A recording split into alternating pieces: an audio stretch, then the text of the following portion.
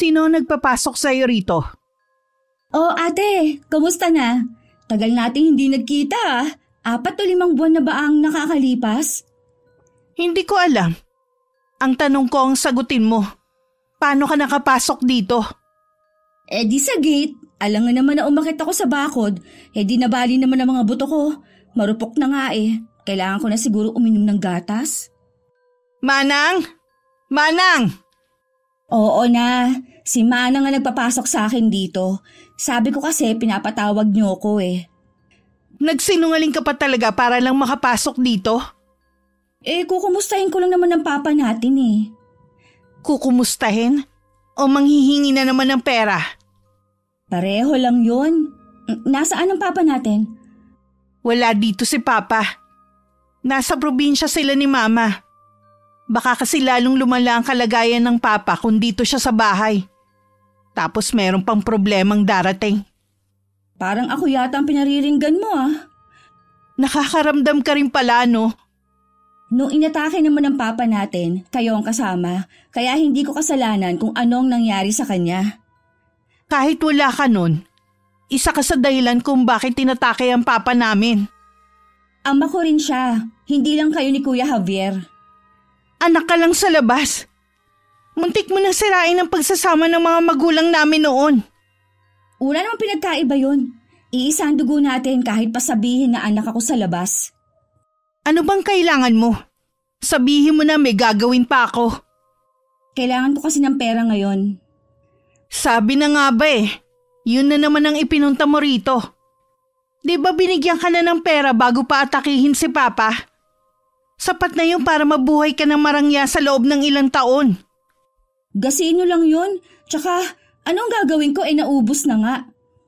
Hindi ka kasi marunong humawak ng pera. Akala mo laging may bumubukal na pera sa amin. Talaga naman na marami kayong pera eh. Huwag mo na itanggi pa. Kung meron man kaming pera, dahil yun sa pinaghihirapan namin. At para sabihin ko sa'yo, hindi kami milyonaryo. Paano yan? Kailangan ko talaga ng pera ngayon eh. Gipit na gipit kasi kami ng nanay ko eh. Ang kakapal talaga ng mukha ninyong mag-ina. Saan ba kayo kumukuha ng tapang ng mukha? Huwag mo naman kami insultihin ng inay. Sadya talagang kailangan lang namin ng pera ngayon. Kung meron ba kaming ibang malalapitan hindi ako pupunta dito. Pues wala akong maibibigay na pera sa'yo.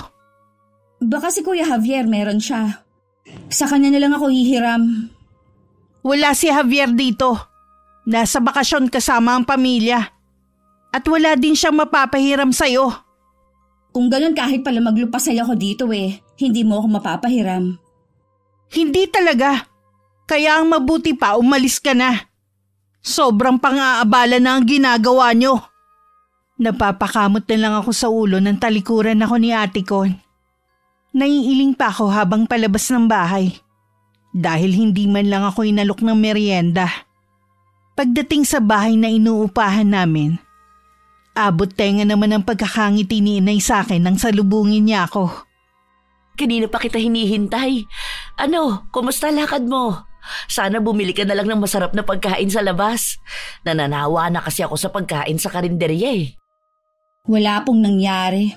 Ni hindi man lang nga ako pinakapi Ha? Ang ibig mong sabihin walang ibinigay sa'yo? Wala po.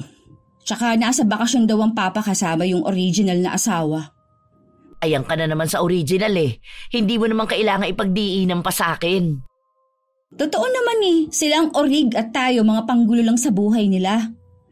Asus, nagdrama ka na naman dyan. Sino ba nakausap mo doon kung wala ang mag-asawa? Siguro si Marico na naman.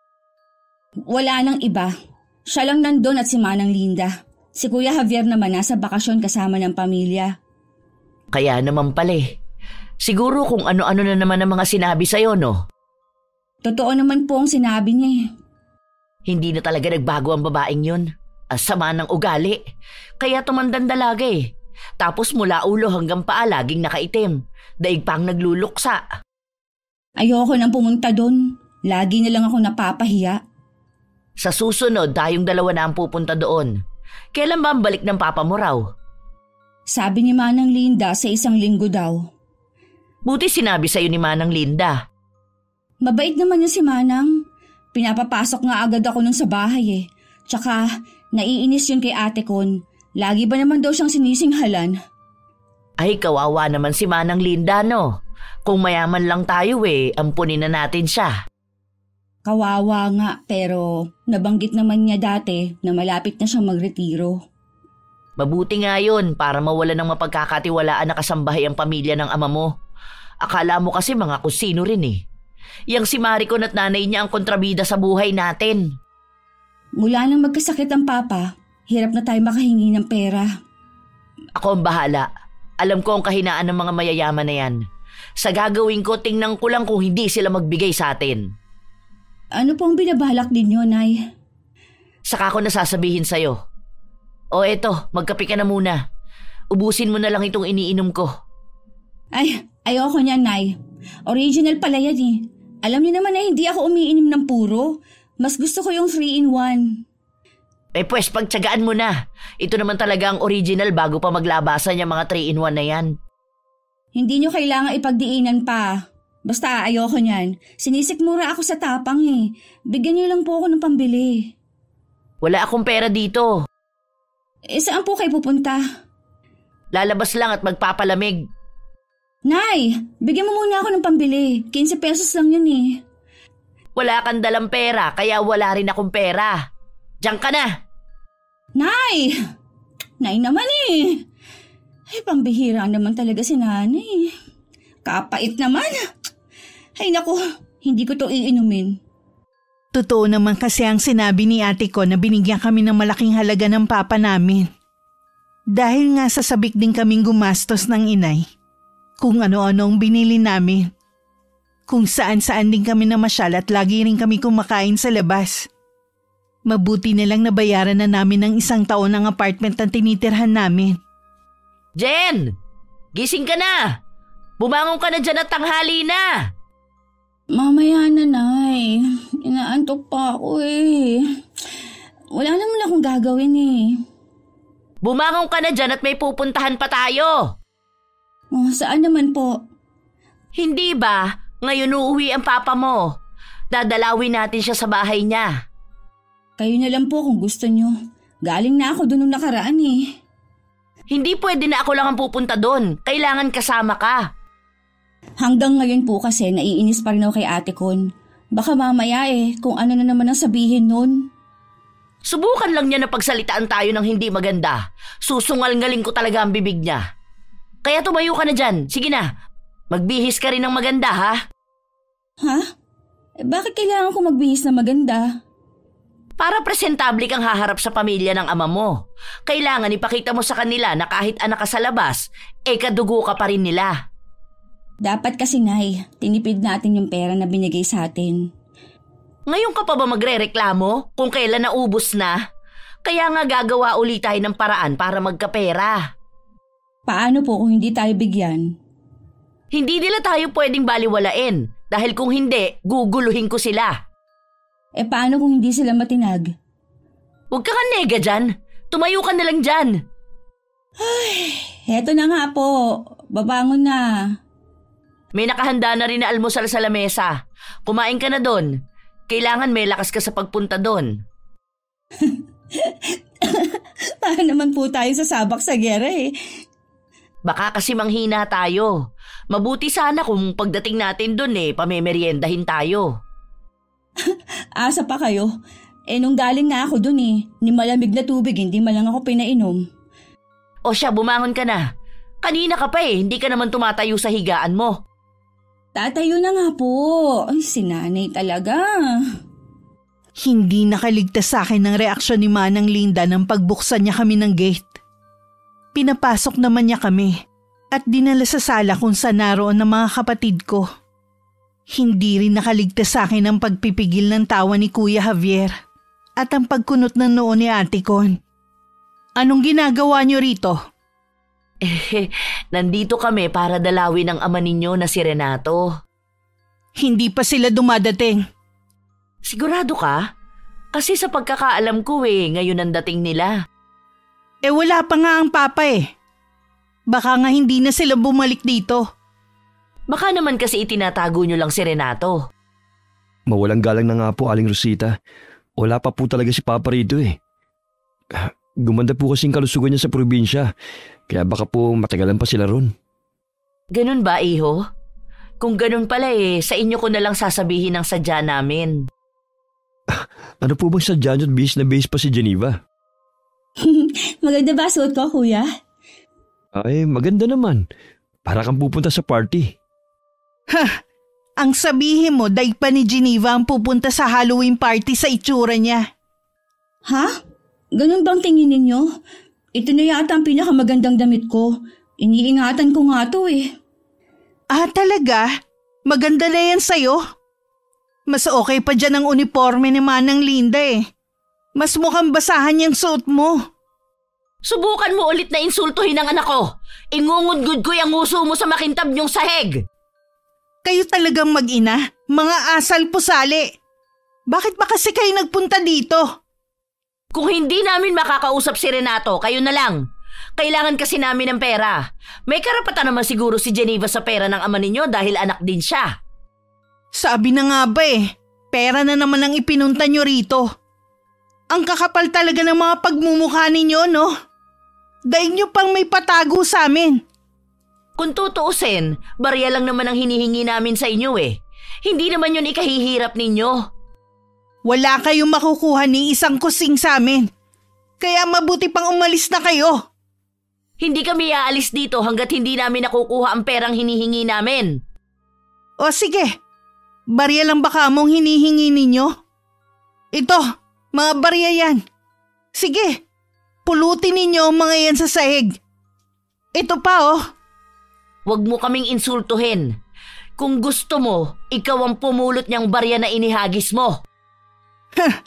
Di ba kailangan nyo ng pera? Ayan na. Huwag nyo sabihin na gusto nyo pa ng papel. Mas bagay nga sa inyo mga barya Masahol pa kayo sa pulubi sa lansangan. Ate naman. Bakit? Totoo naman Parang linta ang mag-inang to Hindi titigil hanggat hindi nauubos ang dugong sinisip-sip nila. Konting tulong lang naman ang hinihingi namin sa inyo. Hindi naman yun kabawasan sa pera ninyo.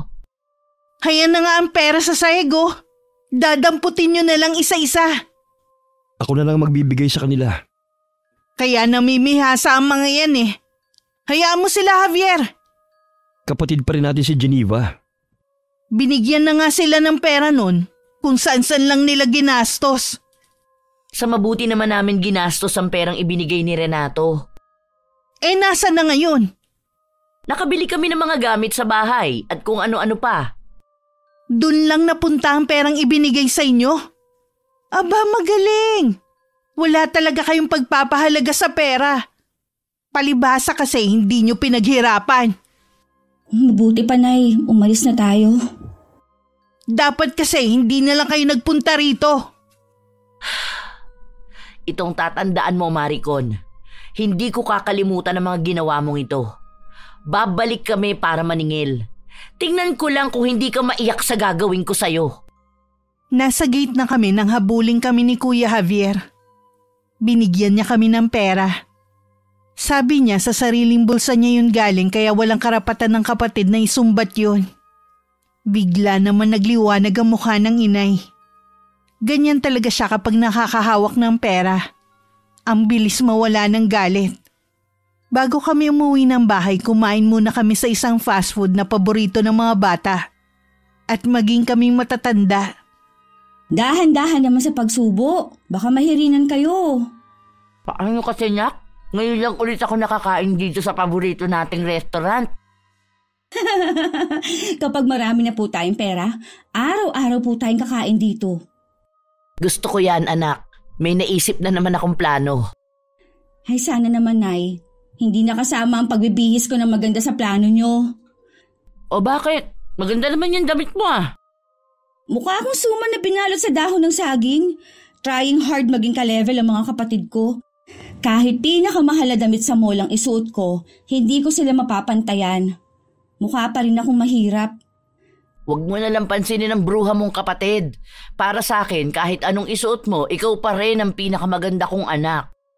Natural, yan ang sasabihin ninyo. Nanay ko kayo eh.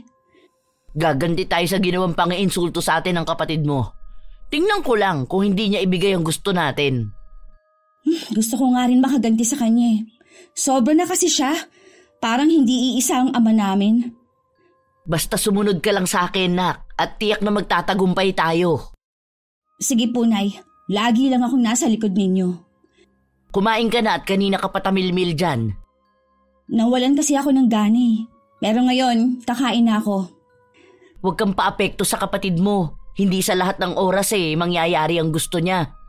Pagkatapos ng gagawin ko, tingnan ko lang kung hindi siya magtago sa saya ng nanay niya. Sinabayan pa ng inay ng malutong na tawa ang sinabi. Kaya hindi maiwasang pagtinginan kami ng mga ibang kumakain sa ibang mesa. May isang bata pa nga nagsabi na para daw bruhang inay tumawa na ikinatawa ko. Samantala, nag-uusap naman ng mga oras na yun sina Ate Con at Kuya Javier.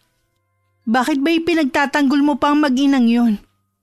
Akala mo yata hindi ko nakita nung inabutan mo sila ng pera kanina. Nakalimutan mo na ba yung sinabi ni Papa? Gusto niya magkasundo na tayong tatlo. Paano ko naman sila makakasundo? Mukhang pera ang mag-inang yun.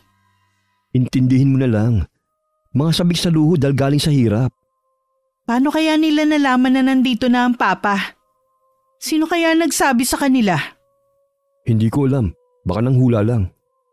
Mabuti na lang wala sina Papa at Mama dito. Nagpapa-check up pa. Ayoko na rin napupunta sila rito. Dahil tiyak na mag-aaway lang kayo sa harapan ni Papa. Ayoko na lumala ang kalagayan niya nang dahil sa inyo. Hindi pa kasi mawala-wala ang mag-inang yun sa buhay natin eh. Sa tingin ko hindi na sila mawawala sa atin. Tanggapin na lang natin na kapatid natin si Geneva. Tigilan mo na ang pagpaplano ng masama sa mag-ina. Baka mamay karmahin ka pa. Ang mag-inang yun ang kakarmahin dahil sa pagiging mukhang pera nila. Huwag mo sanang kakalimutan. Kulang pa ang perang natatanggap ni Geneva. Mag-iingat ka. Baka makarating kay Papa na kinukupitan mo ang kapatid natin. At idinagdag mo pa sa negosyo mo. Hoy, tayo lang ang nakakaalam sa bagay na yan ha. Kapag nakarating kay Papa, ibig sabihin, ikaw ang nagsabi sa kanya. Bakit naman kita ipapahama kay kapatid kita? Basta. Hindi ako matatahimik hanggat hindi sila tuluyang nawawala sa mga buhay natin. Baka mamaya mas malaki pa ang makuha niyang mana kay Papa kesa sa atin. Hindi mangyayari yun. Patas si Papa sa atin. Mas nakakalamang pa nga tayo dahil buong buhay natin nasa tabi lang natin si Papa. Dapat lang. Dahil tayo ang legal na pamilya. Hindi ang mag-inang yun na salot sa buhay natin. Bakit ba ganyan na lang ang galit mo sa kanilang mag-ina ha? Palibhasa kasi ikaw hindi mo nakikita ang paghihirap ng mama noon. Nang malaman niya na may anak si Papa sa ibang babae. Nagtangka pa noon ng mama na kitlin ng buhay niya dahil sa sama ng loob. Mabuti na lang napigilan ko. Matagal na nangyari yun. Dapat kinakalimutan na natin. Hindi na naman apektado ang mama natin Alam ko nasasaktan pa rin si Mama. Ayaw lang niya yun ipahalata sa atin. Ikaw rin ang labis na maapektuhan kapag hindi ka nagpatawad. Matatanda na rin tayo para mamuhay sa puro galit at sama ng loob. Pwes hindi ko gustong makalimot. Oo, bahala. Lalo lang bibigat ang dinadala mo. Hindi mo kasi ko katulad. Tsaka na tayo mag-usap. Dumating na sina Mama at Papa. Narinig ko na yung sasakyan Nang sabihin sa akin ni Inay ang plano niya, nanlaki ang mga mata ko dahil sa hindi pagkapaniwala sa sinasabi niya. Pinaulit ko pa yun sa kanya. Pero yun talaga ang plano niya. Sigurado po ba kayo sa plano nyo? Oo nga, ang kulit mo rin no? Sigurado ako na uusok na naman ang bunbunan ni Ate Con sa gagawin natin. Yun nga ang gusto ko Minsan kaya nakakatuwa din galitin ng kapatid mong yun. Sa bagay nga, sa dami ng mga natanggap ko sa kanyang panlilibak, kulang pa nga ang gagawin natin sa kanya. Kaya nga. Kailan tayo pupunta sa shop ni Ate Con? Bukas na para araw ng Sabado. Tiyak na maraming tao roon. Ang talino niyo talaga, Nay. Pagdating sa kalokohan. Matutuwa na sana ako na masabihan na matalino Matalino naman talaga kayo. Sa inyo nga ako nagmana eh. Oo na, maiba nga pala ako. Kanina pala nang hiram sa akin ng pera si Irma. Pampacheck up lang daw nung anak na si Jocelyn. Bakit? May sakit ba? Wala naman, buntis lang. Ha? Buntis? Paano nangyari yun? Anong paano nangyari yun? Huwag mo sabihin na hindi mo pa alam kung paano nabubuo ang baby. Aba, 30 ka na. Wala ka pa ring alam. Nakakahiya ka, anak. Ang ibig ko pong sabihin, di ba, wala pang 20 si Jocelyn? Wala naman sa edad ang pagbubuntis. Bakit ikaw? Ipinagbuntis kita wala pa akong 20 noon. Malamang nabuntis ng boyfriend nitong si Jocelyn. Bakit kailangan pang manghiram sa inyo? Ang lapit ng health center. Libre pa mga gamot. Akala ko ba nagmana ka sa akin ng katalinuhan, ha? Siyempre, ayaw ni Irma na pagpiestahan ng anak niya na nabuntis habang nag-aaral. Oo nga no. Di pinahiram niyo po ng pera. Oo, ibabalik na lang daw kapag nagpadala yung asawa. Pambihira naman talaga. Pinapag-aral, magpapabuntis lang. Iba na talaga ang kabataan ngayon. O paano, maiwan muna kita. Pupunta lang ako sa kapitbahay natin. Ano na naman po ang gagawin niyo dun? May cute kasing baby doon, nakakatuwa. Yun lang ang dahilan niyo? O bakit? Ayaw mo kasi kung bigyan ng apo Asa pa kayo, baka mamaya matulad pa ako sa inyo. Bakit? Gagayahin mo ba ako na pumatol sa may asawa? Siyempre, ang pipiliin mo yung binata. Nako, kay may asawa o binata man po yan, pare-pareho lang sila. O anong plano mo? Buruhin na lang yan. Pwede rin. Bahala ka na nga sa buhay mo. Diyan ka na nga. Kinabukasan, maaga kaming gumayak ng inay para puntahan ang shop ni Ate Con. Gaya ng inaasahan, namumula at kulang na lang lumuwa ang mga mata ng kapatid ko habang nakatingin sa amin ng inay. Anong ginagawa niyo dito? Wala na ba talaga kayong pinipiling lugar, ha? Ang ganda pala ng shop mo, ate. Ganda rin ng mga paninda mong damit, oh. Dapat pala, Nay, dito na lang tayo mamili. Oo nga, anak. Hayun mukhang bagay sa akin. Huwag kayong magkakamali na hawakan ng mga damit dito. Bakit hindi? Baka may mapili ang inay. Bakit? May pambili ba kayo? Baka akala ninyo mura lang ang mga items na binibenta ko. Grabe ka naman sa amin ng kapatid mo. Sa Taytay lang naman yata galing ang paninda mo Anong Taytay? Galing pa ng Thailand ang mga to. Parang wala naman kasing pinagkaiba. Mabuti pa umalis na kayo dito. Nakakaabala kayo sa mga customer na may planong bumili. Ang dami nga, Nay, tao. Mga regular customer mo ba sila? Oo naman. Dahil sa ganda ng mga items dito, bumabalik-balik sila sa shop ko. Dapat siguro ipakilala mo sa kanila si Geneva at sa mga tauhan mo. Nababaliw na ba kayo? Umalis na kayo, huwag kayo dito manggulo. Hindi dapat malaman ng mga kakilala namin kung sino yung anak mo. Madali naman kaming patahimikin Anong gusto ninyo? Alam mo naman na pareho kaming walang trabaho ni Geneva. Wala kaming mapagkukunan. Pera na naman sigurado ang gusto nyo mag-ina. Ang kakapal nyo talaga. Total, nakakarami ka na ng pang-iinsulto sa amin Mabuti pang mag-eskandalo na lang ako rito. Teka lang. Sumunod kayo sa akin sa opisina. Ano pang tinatayo-tayo nyo dyan? Sumunod kayo sa akin. Sumunod daw tayo, Nay. Sige, ikaw muna ang mauna. Mabuti pa ang tauhan mo, Ate Con, mga palangiti. Samantalang ikaw, lagi kang nakaangil sa amin. Hindi kasi nila alam ang tunay niyong kulay. Grabe ka naman. Tingin mo naman sa amin ni Inay Sobrang sama. Hindi lang yun ang tingin ko sa inyo. Kayo ang anay sa pamilya namin. Huwag mo sanang kalilimutan na ang anay na tinatawag mo kapatid mo. Ang ganda naman ng opisina mo, Tekon. Kailan kaya ako magkakaroon ng ganito? Hanggang ilusyon ka na lang. Huwag na kayong mag-abala pang umupo. Total hindi naman kayo magtatagal. Nagmamadali ka naman? Ay kaya ibigay mo na sa amin ang kailangan namin nang makaalis na kami. Oh, sapat na siguro yan no? Para maglaho na kayo mag-ina. Oras na bumalik pa kayo rito. Ipapadampot ko na kayo sa pulis. Pangako, hindi na kami manggugulo sa'yo, Iha. Bala kasi namin magnegosyo para hindi na kami mang-aabala sa inyo. Hindi lang pang-aabala ang ginagawa niyo sa pamilya ko. Perwisyo na kayo.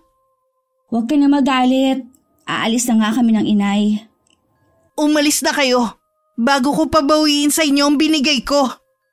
Nang marinig namin ang sinabi ni Ate Con, mabilis na akong hinila sa kamay ng inay paalis sa lugar na yun. Bago umuwi, dumaan ulit kami sa paborito naming fast food at kumain. Pagdating sa bahay, nag-usap kami ng masinsinan ng inay tungkol sa perang ibinigay ni Ate Con. Kailangan, Nay, maging wais na po tayo sa paghawak ng pera. Baka matulad lang nung una. Naisip ko nga rin yan, anak. Kaya nga nag-iisip ako ng pwedeng pagkakitaan eh. Bakit hindi po kayo bumili ng baka o baboy? Tapos paalagaan ninyo kay Tiyo Nanding sa probinsya. Malawak naman po ang sakahan dun eh. Oo nga anak, ano? Ang talino mo talaga. Mamayang gabi tatawagan ko si Kuya Nanding. Tapos po pwede tayong magtinda-tinda ng mga merienda kaya tusok-tusok. Habang naghihintay na maibenta yung baka na bibilhin natin. Alam mo naman na wala akong tiyaga sa ganyan eh. Ano pong gagawin natin? Magpapautang na lang ako ng pera. Mas maganda yun kaysa sa naiisip mo. Baka nga kulang pa sa'yo yung sinasabi mong merienda. O di sige, kung yan pong naiisip ninyo na mas magandang pagkakitaan. Hindi lang maganda. Mabilis pa ang pagkita dito. Kailan nyo po uumpisahan ang pagpapautang ninyo? Bukas na bukas din. O bakit ka natatawa dyan? Hindi ko po kasi makalimutan ang itsura ni Ate Con. Maitim siya pero kitang-kitang pamumula ng mukha niya sa galit. Ngayon ko lang naisip na madali lang siya hinga ng pera. Takot na takot maiskandalo ang loka. Hanggang ngayon ayaw pa rin pala niya na malaman ng ibang tao na meron siyang kapatid sa labas. Kung kinakahiya niya ako, mas ikinakahiya kong ugali niya. Buti nga si Kuya Javier, mabait sa atin eh. Baka si Javier ang nagmana sa papa ninyo at si Mariko naman sa kanyang ina. Baka nga po, Nay. O paano? Lalabas muna ako ha. Ikaw na ang bahala sa hapunan natin. May lulutuin naman dyan eh. Sige po, Nay. Huwag niyo pong kalilimutan na mag-load mamaya ha para matawagan ninyo ang Tiyo Nanding. Oo, hindi ko yung kalilimutan. Lingid sa amin ng inay, nagwawala sa matinding galit si Ate Con. Hindi naman siya mapakalma ni Kuya Javier. Kaya hinayaan na lang muna siya hanggang kusa siyang tumigil sa paghahagis ng mga kasangkapan. Mga walang kahihiyan talaga ang mag-inang yun. Sinusumpa ko talaga sila. Sana maglaho na sila. Sabi ko na nga be. Sila na naman ang dahilan kung bakit ka nagkakaganyan. Pinunta nila ako sa shop ko at hinututan ng pera para lang hindi ako iskandaluhin. Talaga? Pinuntahan ka nila doon para hinga ng pera? Oo, mga walang iya talaga. E di sana hindi ka nagpatinag sa kanila. Nandun ang mga regular customer ko. Sasabihin nilang kapatid natin sa labas si Geneva. Sisirain nila ang reputasyon ng pamilya natin. Hinayaan mo na lang sana sila sa gusto nilang gawin. Hayaan mong malaman ng ibang taong baho ng pamilya natin. Hindi lang naman tayong may ganitong problema eh. Hindi na bago sa ibang taong may anak sa labas. Sa'yo okay lang pero sa akin hindi. Ayoko may makaalam na may kapatid tayo sa labas. Kahit kailan hindi ko siya matatanggap. Pinapahirapan mo lang kasi ang sarili mo eh. Tanggapin mo na lang kasi si Geneva. Sinabi ng ayoko. Mas gugustuhin ko pang mamatay kesa tanggapin siya sa pamilya natin. Bahala ka na nga. Nasa'yo din minsan ang problema eh. Mabuti pang ang pabayaan mo na lang ako. Wala ka rin kwentang kapatid. Hindi mo man lang ako matulungan. Kaya nga wala na akong ginawa kundi ang payuhan ka. Ayaw mo namang makinig. Hindi lang payo mo ang kailangan ko. Kundi dapat tulungan mo rin ako. Ate naman, Itutulad mo pa ako sa'yo? Bakit? Kapag nagtagumpay naman ako, makikinabang ka rin naman ah. Paano kung hindi mo mapali sa mag-ina sa buhay natin? Magwawala ka na naman katulad nito. At least may ginawa ko sa pamilyang to. Hindi katulad mo. Nagpapakasama ka na kasi. Huwag ko lang malaman na may ginawa kang labag sa batas dahil lang sa kagustuhan mong mawala sa landas mo mag-ina. Patawarin mo ako, ate. Pero ako mismo magsusuplong sa'yo sa mga pulis. Talaga? Kakalabanin mo na ako dahil sa mag-inang yun? Dalawa na nga lang tayong magkapatid eh. Tapos magiging magkaaway pa. Ikaw kasi, sumusobra ka na eh. Mabuti pa lumabas ka na dito sa kwarto ko. Iwan mo na lang ako. Ate, alam mo naman nakakampi mo ko. Huwag lang sa paggawa ng masama. Sana makapag-isip ka. Sige, lalabas na ako. Inuubos niyo talagang mag-ina ang pasensya ko. Humanda kayo sa akin. May araw din kayo. Maayos naman na naging takbo ng pagpapautang ng inay. Nakausap na rin niya ang nakatatandang kapatid at napadala na ang pambili ng baka. Hindi ko alam kung bakit bigla na lang siyang hindi nakontento sa kinikita namin. Gusto niyang hingan muli ng pera si Ate Con kapalit ng hindi naming pag-eeskandalo. Kulang na lang umusok ang ilong ni Ate Con kanina. Buti nga sa kanya. Manggalaiti siya sa galit. Kulang pa nga yun kung tutuusin eh. Nay, sapat na siguro yung nakuha nating pera. Umuwi na lang tayo sa probinsya. Doon na tayo magbagong buhay. Hindi pa tayo pwedeng umuwi hanggat hindi pa ako natatapos sa bruha mong kapatid. Teka lang, Nay. Bakit galit na galit kayo kay Ate Con? Ano bang ginawa niya? Ganito kasi yun. Nalaman ko na mula pala noon, ginugulangan ka na ng babaeng yun. Ha? Hindi ko maintindihan, Nay. Yung binigay pala sa atin na pera noon, binawasan niya. Palibasa kasi sa kanya pinadaan ng ama mo, kaya binawasan niya. Paano niyo po nalaman ang lahat ng yan? Sinabi sa akin ni Manang Linda. Talaga po? Siya ang mata ko sa malaking bahay. Matindi ang galit niya sa kapatid mo dahil sa sama ng ugali. Ang swapang naman ni Ate Con. Hindi naman sa kanya ang pera na yun eh. Gaganti rin ako sa ginawa niya. Humanda siya sa akin. Tama yan, anak. Huwag ka magpapaapi sa mga kapatid mo. Porket anak ka lang sa labas tatratuhin ka ng basahan. Hindi na ako papayag mula ngayon. Bago tayo umuwi ng probinsya, kuhanin muna natin ang para sa'yo. Para kahit hindi ka na mag-asawa ayos lang basta mayaman ka. Sige po, Nay. Planuhin natin kung paano tayo makakaganti kay Ate Con. Kaya lang, Nay, hindi kaya karmahin tayo nito? Bakit naman tayo kakarmahin? Si Maricon nga ang may malaking atraso sa atin Kaya siya ang hahabulin ng karma. Puntahan kaya natin ulit siya sa shop niya? Tingin ko hindi na uubra. Kasi ilang beses ko siyang pinuntahan ng hindi mo alam. Pero may security guard na. Hindi na rin ako pinapapasok. Mautak din ang kapatid mo Paano natin siya makukumpronta? Di puntahan natin sa bahay nila. Mabuti nga yon para malaman ng papa ninyo ang nangyari. Sige, Nay.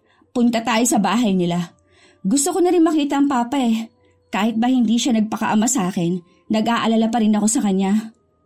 Kapag nakita mo ang papa mo, kahit hindi bukal sa loob mo, magkunwari kang nag-aalala sa kanya. Kung kinakailangan patuluin mo yan luha mo. Ang OA naman po nun. Ay basta, gawin mo na lang ang sinasabi ko sa'yo. Para din naman sa'yo yun. Malay mo sa'yo na niya ipamana lahat ng kayamanan niya at hindi nabigyan yung dalawa. Malabo naman po yun. Sila ang legal, tapos sila pa mawawalan. Malay mo naman, di ba? Dahil abala din kami ng inay sa ibang gawain, ilang araw pa ang lumipas bago kami nakapunta sa bahay ng papa ko. Nadatnan namin ng papa ko na nasa wheelchair at hirap sa pagsasalita. Nandun din ang asawa niya, na formal lang na nakatingin sa amin maging si Kuya Javier. Wala nang inaksayang oras ang inay.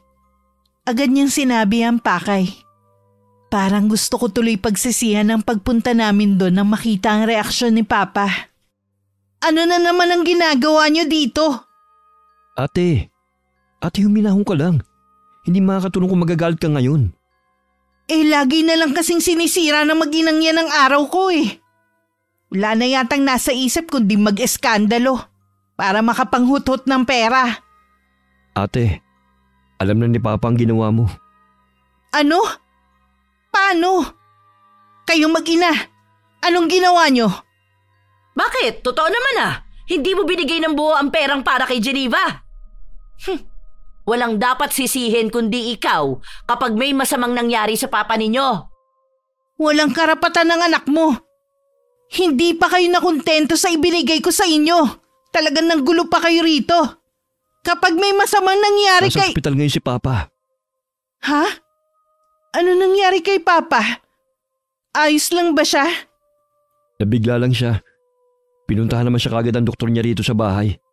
Pero gusto lang kasi ni Mama na makatiyak na ayos lang siya. Kaya dinala pa rin siya sa ospital. Ay, salamat naman. At ayos lang si Papa. Walang ibang dapat sisihin kundi ikaw kapag may masamang nangyari sa papa ninyo. Bakit ako? Kayong mag-ina ang dapat sisihin. Kung hindi kayo pumunta dito, walang masamang mangyayari sa papa namin. Anong gusto mo? Hayaan na lang ang ginawa mong panloloko? Ha? Ang dami ko na naibigay sa inyo. Makontento naman kayo. Alam mong hindi sapat yon. Ito ang napapala mo. Ayaw mo kaming tanggapin sa shop mo. Kaya minabuti namin na dito na tumuloy. Ang kakapal talaga ng mukha ninyo. Bakit pa kasi hindi kayo mawala-wala eh? Hindi kami mawawala hanggat hindi namin nakukuha ang gusto namin. Magkano? Magkano ang kailangan ninyo? Kapalit ng katahimikan ng pamilya namin. Wala na kaming kailangan sa'yo. Kay Renato na kami may kailangan. Hindi nyo ba nakikita? May sakit si Papa. Siya pa talaga ang huhututan ninyo. Mga wala talaga kayong puso. Kahit ano pa ang sabihin mo, wala na sa amin yun. Sa amin naman nakakampi ang papa ninyo eh. Kaya kung ako sa'yo, mag-iingat ka sa binibitawan mong salita. Halika na, anak. Babalik na lang tayo kapag pinapunta tayo ng ama ninyo. Saan kayo pupunta? Hindi pa ako tapos sa inyong mag-ina. Uuwi na kami kesa naman makipagtalo pa sa'yo. Bumalik kayo rito! Hayaan mo lang silang umalis. Galit ba sa akin si Papa? Base sa reaksyon niya, oo. Kasalanan talaga to ng mag-inang yun eh. Walang dapat sisihin kundi sila. Nagtataka lang naman ako kung paano nila nalaman ang bagay na yun. Sabi mo nga tayo lang ang nakakaalam. Hindi ko alam. Wala na akong pakialam kung paano nalaman ng mag-inang yun. Galit na rin naman sa akin si Papa eh. Ngayon lang ang galit ni Papa. Pero mawawala rin yun. Kaya huwag ka na mag-alala. Sana nga talaga panandalian lang ang galit ng Papa. Akala ni Ate Con mawawala agad ang galit ng Papa namin. Pero tuwing nakikita siya, ipinagtatabuyan siya. Maging ang mama niya nagagalit na rin. Akala kasi ng Papa namin magkasabwat silang mag-ina. Lalo tuloy nag-apoy sa galit si Ate Con sa amin ng inay. Hindi na yata mawawala ang galit sa akin ni Papa. Ikaw naman kasi. Ilang beses na kitang sinabihan. Pero hindi ka naman nakinig sa akin. Wag mo na akong sisihin pa. Kita mo nga nahihirapan na ako sa sitwasyon eh. Huwag ka muna magpapakita kay Papa. Baka kasi lumalapang sa kanya kapag nakita ka niya. Kahit nga si Mama ayaw na rin akong kausapin eh. Siya na nga lang ang kakampi ko mula nun, galit pa siya. Intindihin mo na lang siya. Pinag-iisipan kasi siya ni Papa na magkasabwat kayo. Walang dapat sisihin kundi ang mag-inang yun. Humanda sila sa akin. Hayaan ka na naman eh. Puro kasi hindi maganda mga plano mo. Kaya nagkakandaleche-leche ang buhay mo. Pabayaan mo na lang ako sa mga plano ko kung ayaw mo madamay. Hindi mo ba naiintindihan? Gusto lang ni Papa na magkasundo-sundo tayo bago siya mawala. Hindi yan mangyayari kung lagi mong pairalin yung galit mo. Hindi ako makikipagkasundo sa kapatid nating yun. Total galit na naman sa akin ang mga magulang natin. Pues itutodo ko na ang masamang plano ko sa kanila mag-ina. Anong gagawin mo? Huwag mo nang alamin pa. Baka mamaya makarating pa sa mag-inang yon. Pinaghihinalaan mo ba ako na ako nagsabi sa mag-ina? Tayo lang ang nakakaalam nun. Kaya ikaw lang ang pwede magsabi sa kanila. Ano ka ba ate? Kakampi mo ko. Kahit kailan hindi kita tatraydorin. Talaga? Hindi na yun ang nakikita ko eh. Mas kampi ka na sa mag-inang yun kesa sa sarili mong kapatid. Hindi porket kinukontra kita, kampi na ako sa kanila. Ayaw lang kita mapahamak. Baka kung ano pa magawa mo dahil sa galit mo. Iwan mo na lang ako. Mula ngayon hindi na kita kailangan. Ate? Umalis ka na!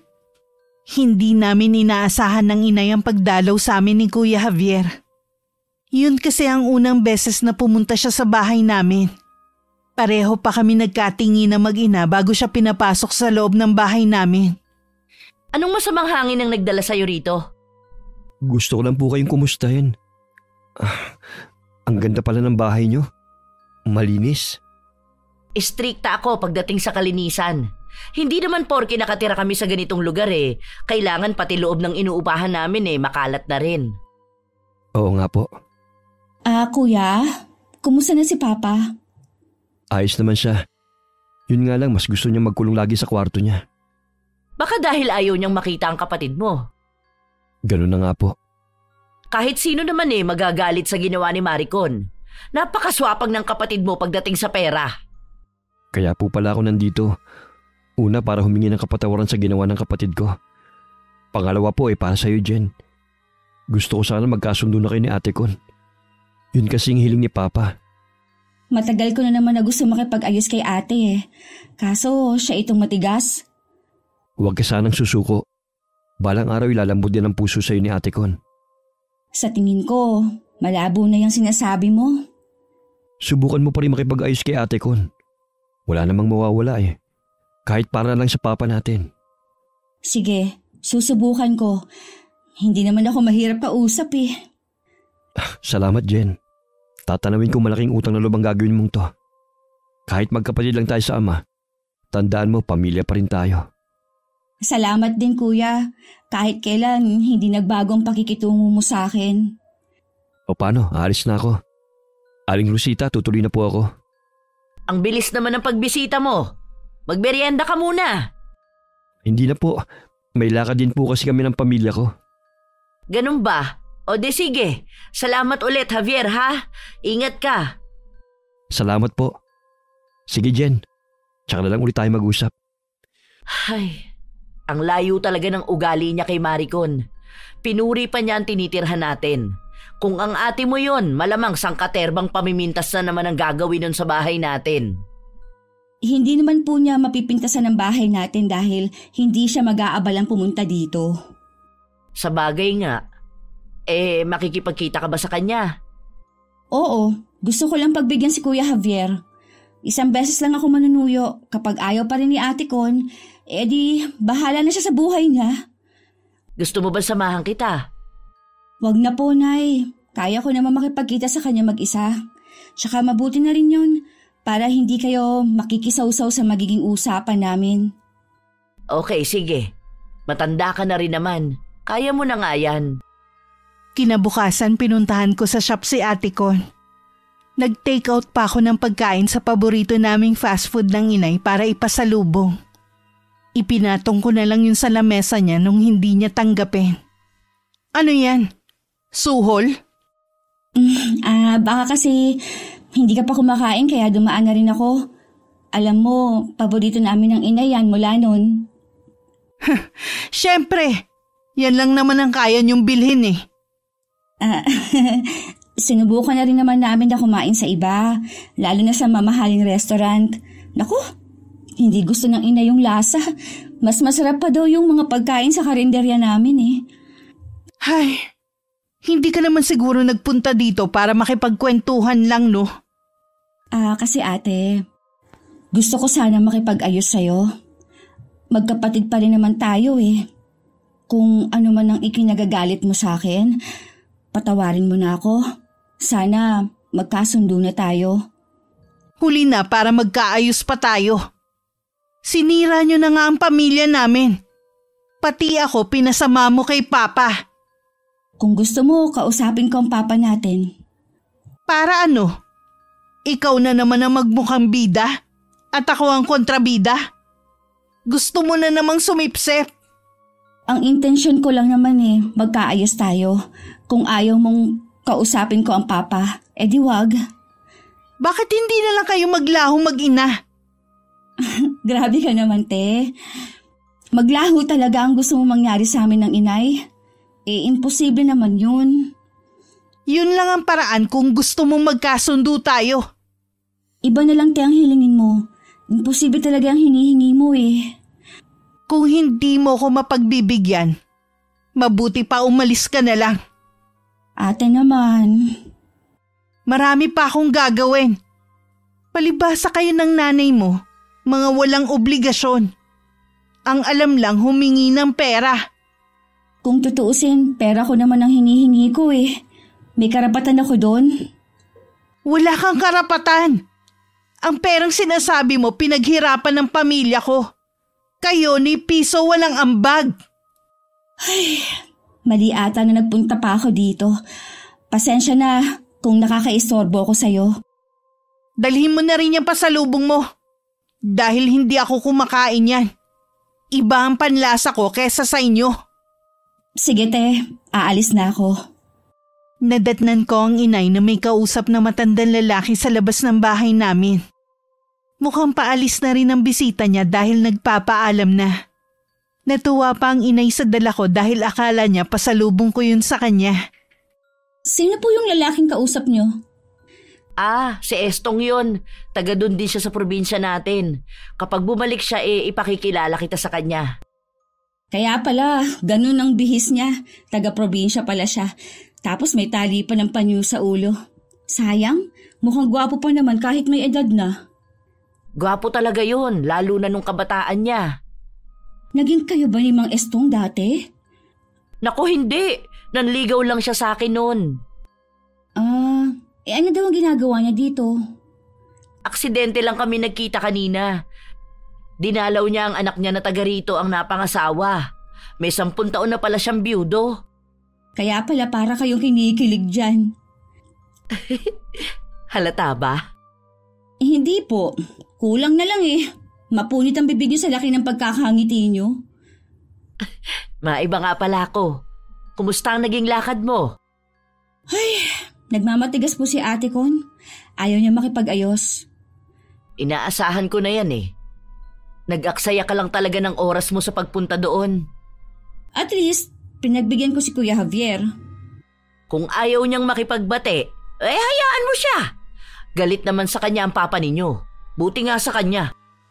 Isa pa po yan sa nagpapagalit sa kanya. Dahil kasi sa atin, galit pa rin sa kanyang papa. Ayaw naman niyang kausapin ko ang papa namin. Magmumukha na naman daw siyang kontrabida. Ay talaga namang kontrabida siya. Inaantok pa tuloy ako. Ang aga ko kasing gumising para paghandaan ang pagkikita namin. Matulog ka na muna para mabawi mo ang kulang mo sa tulog. Ni hindi mo lang na-appreciate ang pasalubong ko sa kanya. Ha? Ito bang kinakain ko na spaghetti at burger Ito sana ang pasalubong mo sa kanya?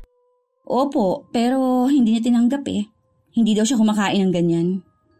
Asus, namimili pa siya. Sige nanay, kumain lang kayo dyan. Matutulog muna ako sandali. Pagkagaling ko sa shop, umalis din si Ate Con. Sa liblib ng lugar siya napadpad dahil dun siya itinuro ng kakilala. Isang matandang babaeng humarap sa kanya na tila alam na ang pagdating niya. Matapos makipag-usap, umalis na rin agad siya. Pagdating sa bahay, kinausap siya ni Kuya Javier para kumustahin. Baga ka yata ngayon. Umaga lang ako sa shop. Umalis din ako agad. May importanteng tao kasi akong kinausap Ganun ba? Hinahanap ka nga pala ni Mama kanina. Kung pagagalitan lang ako nila Papa, mabuti pang wag na lang nila akong hanapin. Pati ba sa mga magulang natin nagmamatigas ka na rin? Walang dapat sisihin kundi ang mag-inang yun. Kapal pa ng mukha ng babaeng yun na puntahan ako sa shop kanina. Pinuntahan ka ni Geneva? Oo, gusto niya magkaayos kami. Kala yata niya ganun lang kadali yun. Madali lang yun kung ibababa mo ang pride mo. Wala namang masama kung magbabati na kayo eh. Imposible na kami magkasundo ng babaeng yun. Nasa iyo na nga talaga ang problema. Lumalapit na sa'yo si Geneva, ayaw mo pa. Mas gugustuhin ko pang habang buhay kami magkaaway. Kesa ibaba ko ang sarili ko sa pakikipagbati sa kanya. Sa kabila ng pagmamatigas mo, ipinagdarasal ko pa rin na sana maliwanagan ang isip mo. Bakit hindi mo subukan magsimba? Matagal na akong hindi pumapasok ng simbahan. Kaya naman pala eh. Gusto ko lang naman na maging maayos ka na. Lalo't balak na namin bumukod ng pamilya ko. Bakit naman? Malaki naman tong bahay ah. Lumalaki na kasi yung mga anak namin ni Sheila. Gusto namin na may sarili na kaming bahay kahit maliit lang. Ay, okay. Good luck sa pagbubukod ninyo. Sana naman makipag-ayos ka na sa mga magulang natin. Tatatlo na lang kayong maiiwan dito eh. Buo na ang desisyon ko. Hindi ako makikipag-ayos sa kanila, no? Wala akong ginagawang masama. Ang magalit sa kapwa ay may tuturing na masama at kasalanan. Huwag mo nga akong pangaralan. Intindihin mo na lang ang pamilya mo. Ako nang bahala sa sarili ko. Nang maiwan si Ate Con sa silid niya, isang imbing ngiti ang gumuhit sa kanyang mga labi. Kitang-kita din sa kislap ng kanyang mga mata ang masamang plano. Samantala nagising naman ako na mabigat ang pakiramdam. Lumabas ako at naabutan ko ang inay na nasa sala at hawak ang cellphone. Akala ko bukas ka nagigising eh. Nay, may gamot po ba dyan? Meron pa dyan paracetamol. Masama ba ang pakiramdam mo? Medyo po, para akong tatrangkasuhin eh. Kumain ka muna bago ka uminom ng gamot. Sige po. O, maupo ka muna at maghahain na ako. Ano po ang ulam natin? Nagluto ako ng paborito mong adobo. Parang hindi pa po ako nagugutom. Konti lang ang kakainin ko. Gusto ko lang may laman ng tiyan ko bago uminom ng gamot. Oh, eto na. Kumain ka na. Hindi po ako makakain, Nay. Wala talaga akong ganang kumain. Aba, pilitin mo. Hindi ka makakainom ng gamot kung hindi ka kakain. Ayoko po talaga. Nasusuka ako. Ayos ka lang ba, anak? Ayos lang po ako. Ay, parang babaliktad lang ang sikmura ko. Ihiga po muna ako. O sige. Mamaya dadalhan kita ng pagkain kapag maayos na ang lagay ng tiyan mo. Lumipas na lang ang ilang oras. Yung pakiramdam ng tiyan ko na parang hinahalukay hindi na nawala. Pinilit din ako ng inay na uminom kahit mainit na gatas. Pero isinuka ko rin. Kinabukasan dinala na ako ng inay sa ospital. Pero dahil wala naman nakitang diferensya sa akin, pinauwi din ako ng araw na yun. Napakatanga naman ng doktor na tumingin sa'yo. Ako na hindi doktor eh, alam ko agad na may sakit ka. Tapos sasabihin niya wala kang sakit. Baka naman po wala talaga akong sakit. Ipapahinga ko na lang to. Anong wala? Nangangalumata ka na nga dahil sa magdamag na walang tulog eh. Tapos namumutla ka na. Pipilitin ko na lang na kumain para hindi po ako manghina. Ipagluluto kita ng sopas mamaya. Babantayan muna kita rito hanggang makatulog ka. Nay, may nakasilip sa bintana. Matandang babae. Ha? Oo nga ano? Hoy! Anong ginagawa mo dyan? Bakit ka nakasilip? Ang bilis naman tumakbo ng matandang yun. Sino kaya siya? Saan na po siya? Tumakbo na palayo eh. Kung susundan ko naman siya, hindi ko na rin naabutan. Hayaan niyo na lang po. Isara niyo na lang po ang bintana, baka kasi bumalik pa siya eh. Hindi ko kilala ang matandang yun. Baka napadaan lang, tapos naririnig tayong nag-uusap. Hayun, gusto lang makinig. Chismosa rin eh. Baka nga po yun ang intensyon niya. Kaya lang, Nay, nakakatakot ang itsura niya. Sobrang kulubot na ng kanyang balat tapos dilat na dilat pa ang mga mata. Para pa siyang may binubulong. Huwag mo nalang pansinin ang matandang yun. Ano ba ang masakit sa'yo? Hihilutin muna kita. Ang buong katawan ko po, Nay, masakit at parang may tumutusok. Ano nga kaya ang sakit mo? Ang mabuti pa, sa ibang doktor na lang kita dadalhin. Di bali nang gumastos tayo ng malaki, basta gumaling ka lang. Nangangati nga rin po ang balat ko eh. Oo nga nagpapantal-pantal na kulay pula. Hindi kaya magkakabulutong ka? Nay naman, ngayon pa ba ako magkakabulutong kung kailan matanda na ako? Aba malay mo naman. Inaantok na rin ako, Nay. O sige, matulog ka na muna. Paggising mo nakaluto na ako. Lumabas lang ng kwarto ang inay na matiyak na mahimbing na ako natutulog. Habang nasa kusina siya, napapaisip siya kung ano ba talaga ang sakit ko. Katatapos lang ng inay magluto nang may kumatok sa pinto. Si Mang Estong ang dumating. Nag-abala ka pa talaga? Bueno, salamat sa pasalubong. Ayoko kasi na pumunta rito nang walang kahit na anong dala. Ang anak mo nga pala. Nasa kwarto, kahapon pa masama ang pakiramdam.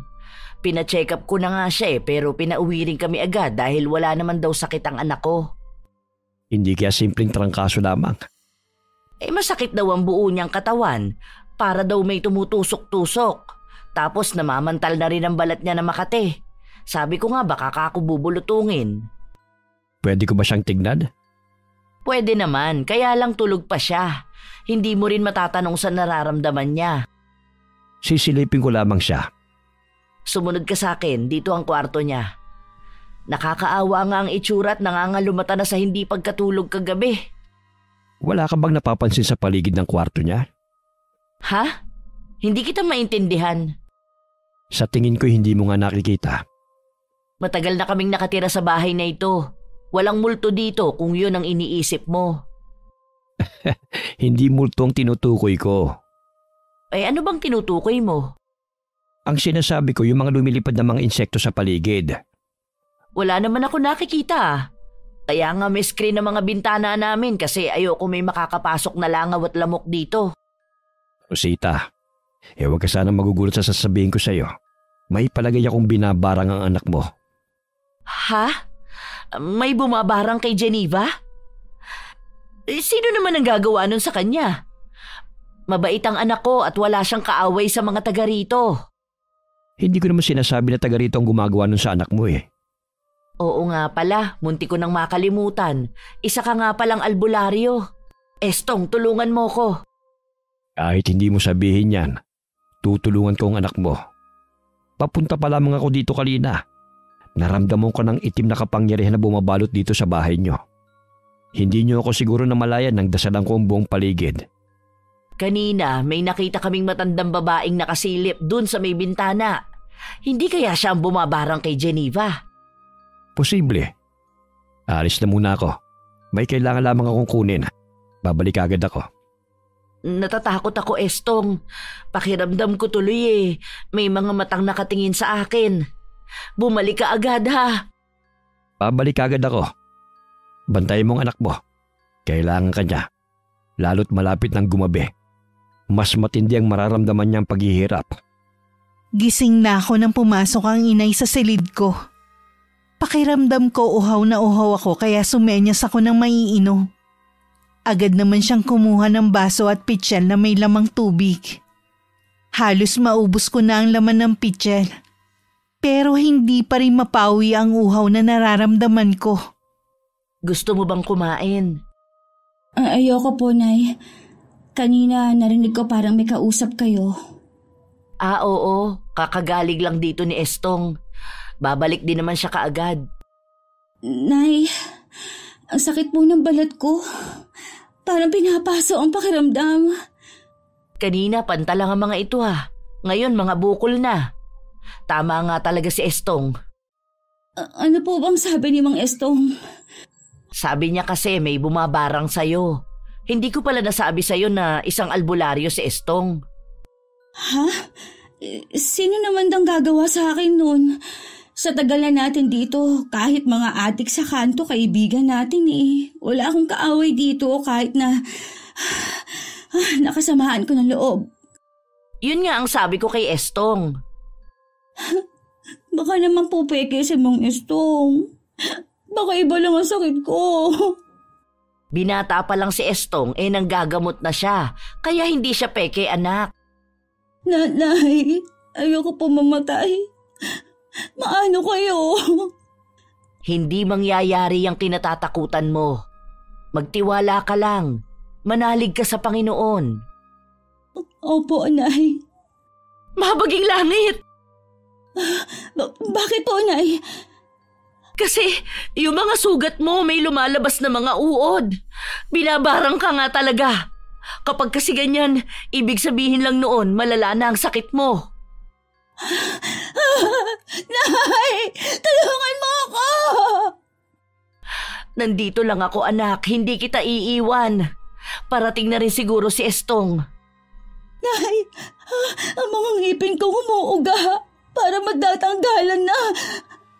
Bakit ang tagal mo, Estong? Nasaan ka na ba? Hindi ko na kaya, Nay. May kumakatok sa pinto, baka si Estong na. Sandali lang ako anak. Si Mang Estong nga ang dumating. Iika-ika pang pumasok ang lalaki habang sa po ang tagiliran. Hindi naman maiwasan na mag-alala ng inay sa nangyari. Oh, anong nangyari sa'yo? Pabalik na ako ng makasalubong ko mambabarang. Nagtagisan kami ng lakas. Gusto niya akong hadlangan sa bala kong panggagamot sa anak mo. Kaya pala natagalan ka. Gising ba si Geneva? Kanina ka pa namin hinihintay. Gising na siya kanina pa, Estong. May mga uod nang lumalabas sa mga sugat niya. Ibig bang sabihin Huwag mong takutin ang sarili mo. Mapapagaling ko siya. Mauna ka nang pumasok. Geneva, nandito na si Mang Estong. Huwag kang matakot, Iha. Hindi ako papayag na matalo ng mambabarang na yon.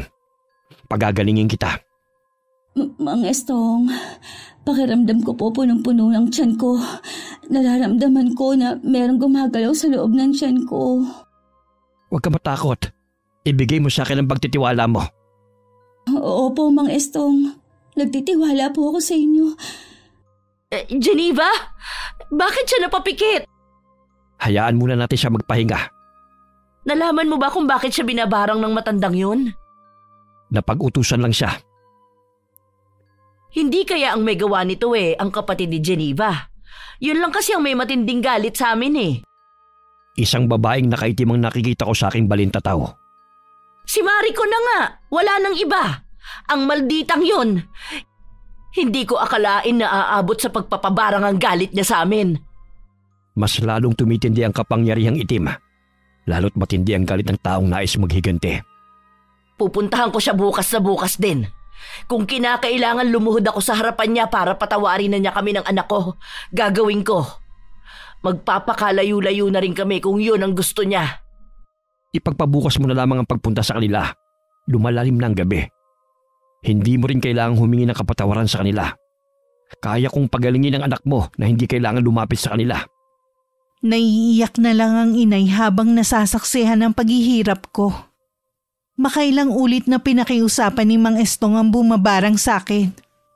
Pero nagmamatigas ang matandang babae. Ayaw niya makipagtulungan sa albularyo. Uling pakiusap ko na yun sa'yo. Sige, kung ayaw mong bawiin ang sumpa sa dalagang ito, ibabalik ko na lamang sa'yo ang sumpang iginawad mo. Magdamag akong ginagamot ni Mang Estong. Nang magbubukang liwayway na nagpaalam ang inay na pupuntahan ng kapatid ko. Gusto ko sana siyang pigilan. Pero walang boses na namutawi sa akin. Ang aga niyo naman pong dumalaw, Aling Rosita. Si Mariko nang sadya ko. Hindi ko po alam kung gising na si Ate Con. Ipinatawag ko na siya kay Manang Linda Kung kinakailangan ka akong gisingin, gawin niya. Dahil eskandaluhin ko siya. Sa aming dalawa, siya ang mapapahiya. May ginawa po ba si ate? Pinabarang lang naman niya si Geneva. Ano po? Barang? Totoo ba yan? Kasalukuyang naghihirap ang anak ko nang dahil sa kapatid mo. Oras na may masamang mangyari kay Geneva, hindi ko mapapatawad ang babaeng yan. Nandito na pala si Ate Con. Oh, ang aga mo namang mga abala. At may kasama pa talagang pagbabanta kapag hindi ako lumabas. Sa tingin mo kaya matatakot pa ako sa pag-eeskandalo mo? Ate, totoo bang pinabarang mo si Geneva? Anong klaseng tanong yan, Javier? Anong tingin mo sa akin? Kampon ng kadiliman? Huwag ka na magsinungaling pa! Walang ibang gagawa noon kundi ikaw! Nababaliw ka ng babae ka! Ikaw ang nababaliw dahil sa matinding galit mo sa amin! Huwag ka mag-alala! Lalayo na kami ng anak ko! Baka kung ano pa ang gawin mo sa kanya! Dapat nun mo ginawa yan! Hindi na namin pag-iinteresa ng pera na para kay Geneva. Sa'yo na lang! Basta lubayan mo na kami! Wala talaga kayo karapatan sa perang yun! Dahil anak lang sa labas ang anak mo! Tama na ate. Sumusobra ka na talaga. Paano mo nagawa sa sarili nating kapatid ng ganong kasamang bagay? Hindi ka na ba talaga natatakot sa Diyos? Sinabi ko Huwag mo nang itanggi pa.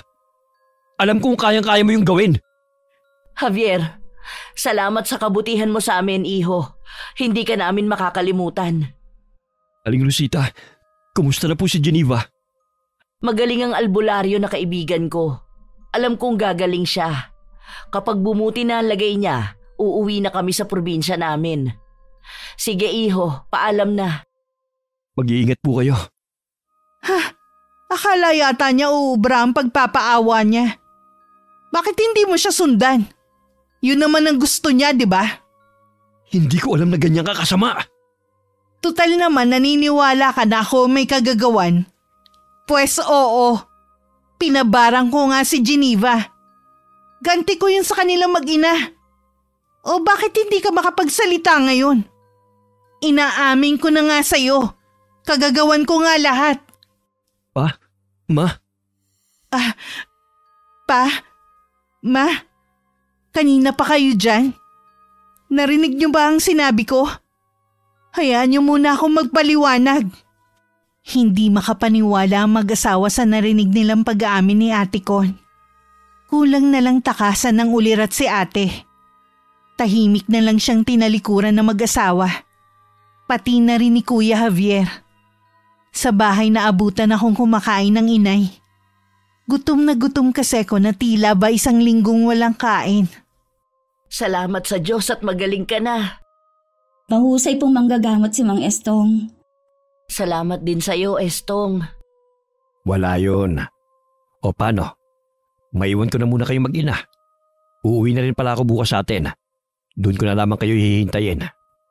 Maraming salamat po sa inyo, Mang Estong. Mag-iingat po kayo sa pag-uwi ninyo. Hay, mabuti na lamang at nandito si Estong. Siya nga po pala, Nay. Humingi siya ng permiso sa akin na kung pwede kayong ligawan.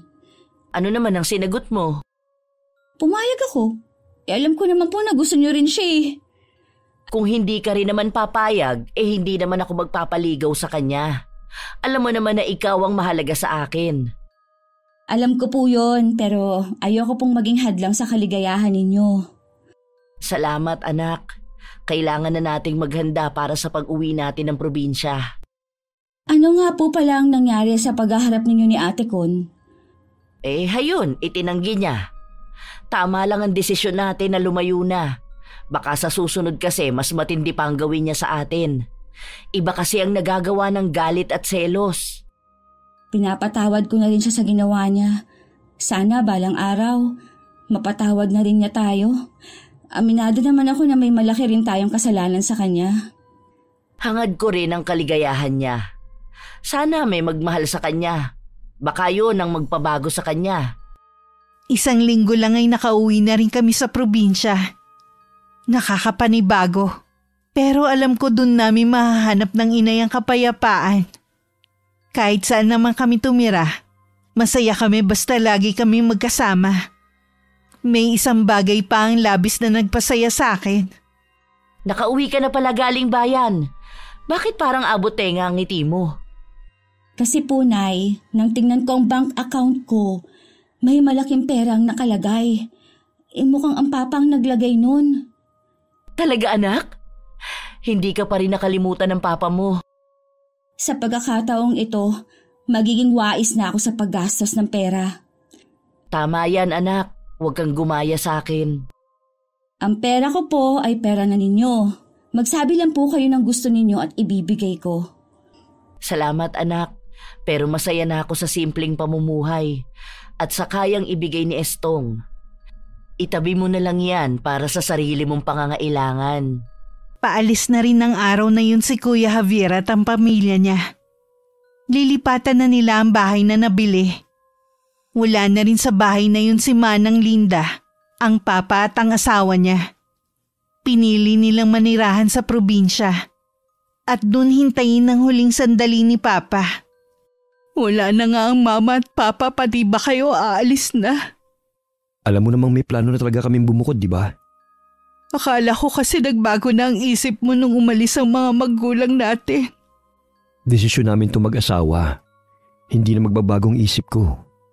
Patawarin mo ko, Javier, ha? Nabulag lang ako ng matinding galit ko. Matagal na kitang pinatawad. Sana gamitin mo ang pagkakataon na ito na makapagnilay-nilay. Masarap pa rin mabuhay na walang bigat na dinadala sa dibdib. Alisin mo na ang galit sa puso mo. Ako mas matanda sa'yo. Pero ikaw ang may malawak na pag-iisip sa ating dalawa. Paano? Kailangan na naming umalis. Mag-iingat ka dito, ha? Huwag mo rin pababayaan ang sarili mo. Dalawin mo ko dito, ha? Oo naman. Dumalaw ka rin sa amin, ha? Mahigpit pang niyakap ni Kuya Javier si Ate Con. Nang mag-isa na lang, dun mas lalong naramdaman ni Ate Con ang matinding kalungkutan sa bahay na yon. Magsisiman siya huli na ang lahat. Magkaganon man, para mapagbayaran ng kanyang mga kasalanan, mas pinili niyang paglingkuran ng Panginoon sa natitira niyang buhay sa mundo. Wakas,